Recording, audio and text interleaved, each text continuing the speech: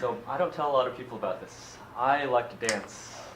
I like to dance sometimes for fun, sometimes for exercise. Which of these would make me healthier in the long term? I did an experiment as part of my thesis work at Stanford with the Stanford School of Medicine and the Human-Computer Interaction Department to figure out which. Authorities in sports medicine oftentimes recommend 150 active minutes of intensive activity per week just to be healthy. And one of the use of game mechanics in non-gaming contexts, such as video games, to help us reach there.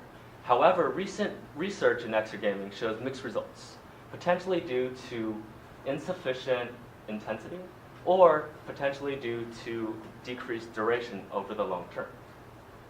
So our work fits into the use of psychology techniques and manipulations and behavior change technology, the technologies that we use on an everyday basis, like exergaming. Where might we draw inspiration from the field of technology? There's a concept called priming, the use of verbal, visual cues in order to create behavior change. One study of hotel maids by 2 Harvard psychologists demonstrates this powerfully.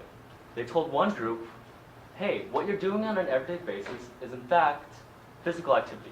1 month later, these hotel maids showed a host of body composition improvements, including 1.5 inches off their waists. So how did this happen? That's what we wanted to find out. How many of you have played Dance Central before?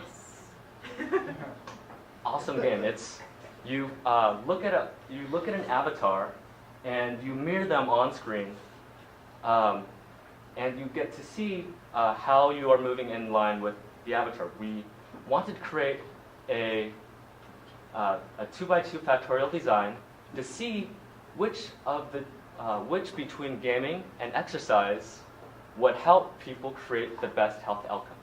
So we recruited 44 Stanford staff students, postdocs, and measured exertion, so how hard they're playing, duration of use, and happiness, so positive affect change, to see whether we could create a health outcome change in a single session. We used a 2x2 factorial design. One of them is priming. So as they came in, we said, hey, you know what? You're actually exercising. Or we said, hey, please play. Alternatively, we also had feedback, which is either just game feedback or the presence of health feedback, which at the top you saw a workout timer and a calorie counter. The results were really surprising. We saw one trend and one highly significant result. Our hypotheses centered around the idea that people who thought they were playing compared to people who thought they were exercising would play for a longer duration of time, would use the system more forcefully with greater exertion, and show a greater happiness change. The significant result was when we told people that they were exercising across all feedback arms, exercise for about 25% longer than they did if they thought they were playing. This was surprising because this goes counter to this trend of gamification, which is how might we add game mechanics to a health activity? We went the opposite route. We said, well, let's take a highly engaging game context and add health to it. And what we found, we improved their health outcomes. And when we asked people in our qualitative study, why?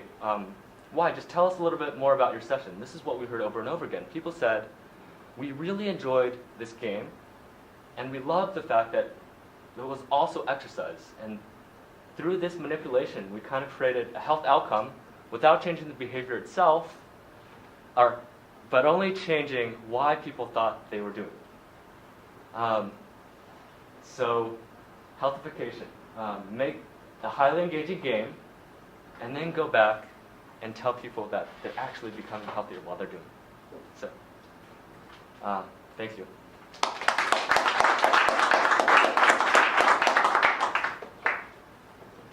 Other questions? One quick question. So the people who were told that they were exercised for longer? Yeah. Yeah, this went counter to our expectation. A lot of the sports medicine literature seems to say commonly cited barriers to physical activity are cost, location, social anxiety, etc. And in this context, they were highly engaged in exercise for significantly longer than they did when they played.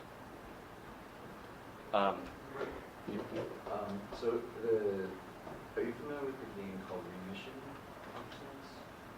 It's like a shooter where you go around the body and shoot viruses. So this game is actually also shown to improve health outcomes. But so just wondering if the model's different, right? You're like learning about disease and so on versus actually doing the jumping around and moving. So what's your take on different models of gamification, like a remission model versus? I guess I'm not familiar with the context. Could you say a little bit more about remission? Well, it's just this game that you're like a guy and you go around this hypothetical world, which is the human body, and you get power-ups and then you shoot viruses and bacteria. So it's much like a shooter. And it educates the user about viruses and bacteria and overcoming cancer as well.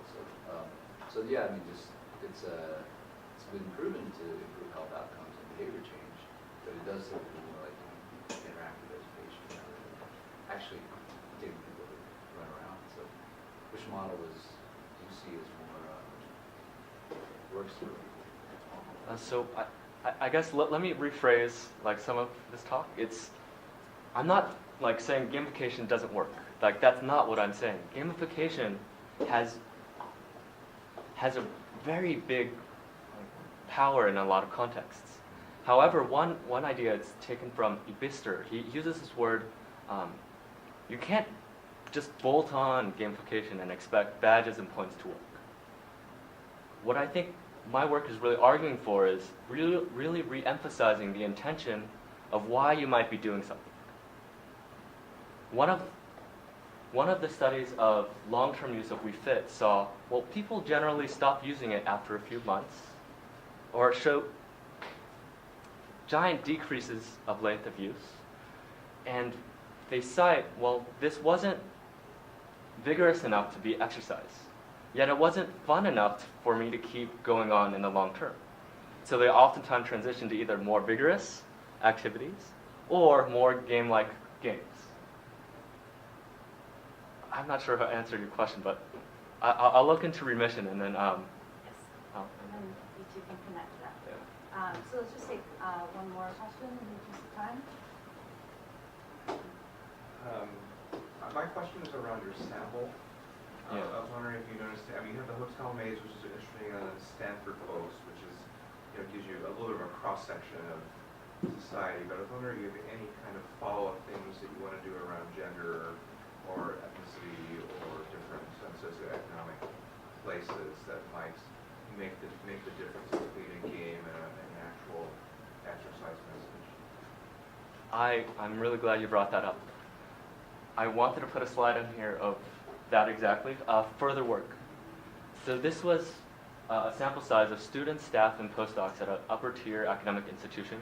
And I think in the Bay Area, we generally have people who are very, proud of the fact that they're physically active.